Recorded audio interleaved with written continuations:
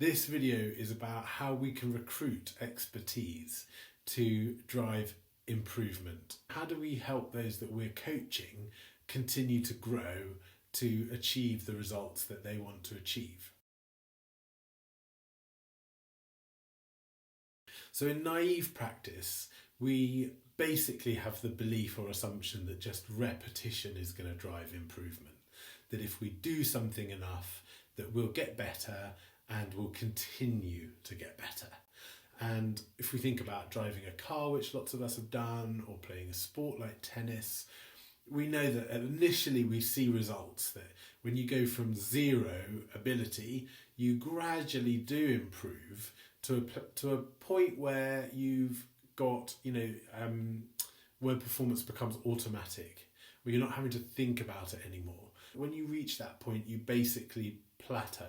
That once you get to kind of satisfactorily good, you no longer continue to improve. Research has shown that people who have relied just on that kind of practice, over time they actually decline. Surgeons who have trained and practiced and got to a certain level, if they just continue this kind of naive practice, believing that repetition will make them better, and they actually get worse.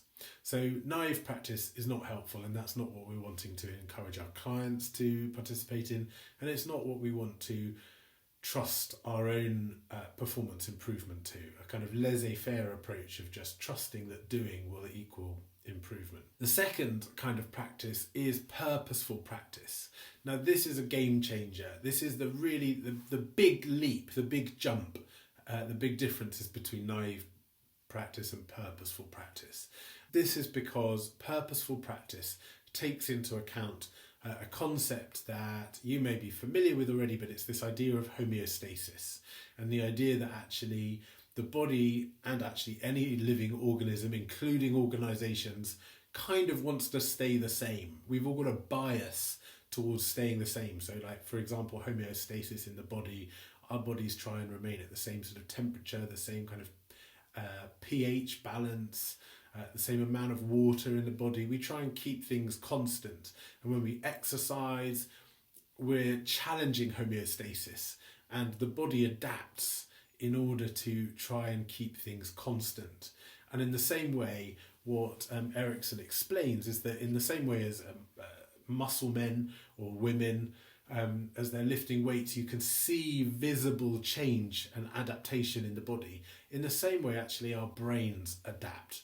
That neuroplasticity, which is how new neural pathways are developed, and actually even neurogenesis, which is where we get new neurons in different parts of the brain, that as we practice in a focused way, in a way that pushes ourselves out of our comfort zone, we actually can even adapt the brain to become more effective and more efficient at new kinds of activity, at new kinds of tasks.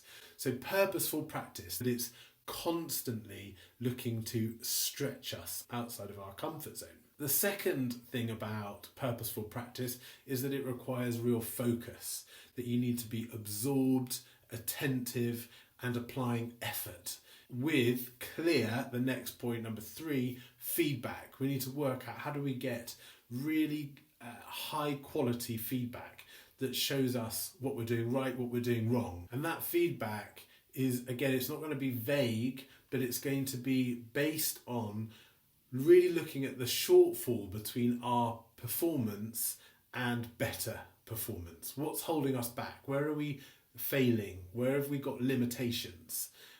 Where have we got suboptimal behaviours that can be improved?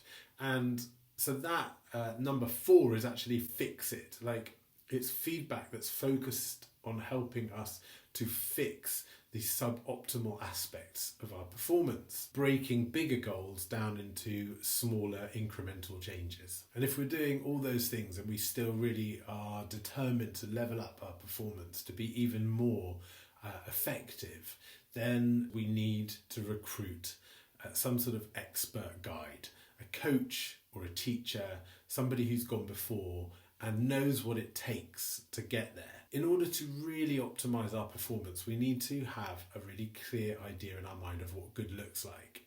So for example, somebody who's diving, the better picture of the perfect dive that you have in your mind, the more likely you are to get close to imitating or replicating that mental image in your mind. And the better quality feedback you have when you're not quite achieving it, a higher quality resolution image of what really, really good looks like that you're trying to get close to. The more advanced our mental pictures are of what the desired performance looks like, feels like, and sounds like, the more equipped we are to move our performance towards it. And these lessons are relevant to us as coaches too, when we're thinking about how we're going to continue our own development as coaches. This particularly points us towards supervision, which is often broken down into 3 different functions that it serves. The first is what's often called normative, the second is formative, and the third is restorative.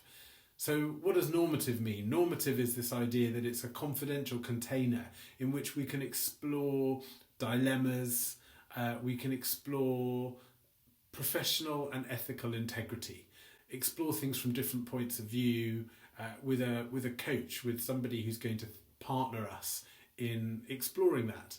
And then if I jump to the third, restorative, what does that mean? Well, it's a recognition that really, to be effective as a coach, we need to be resourced. We need to be resourceful, so that we're able to be attentive, so that we're able to be present, and so that we're able to listen, ask questions, and do all those things that we've been exploring as kind of core coaching competencies in service of the client. And then lastly, this middle one of formative is really around development. Having a more experienced coach working alongside us who can look at things from different points of view, who can help us to grow more effective as a coach, informed by their more sophisticated mental representations, their more sophisticated ideas and understanding and insight into what really excellent coaching looks like, feels like, and sounds like. That working with a supervisor, we continue to develop our learning edge as a coach.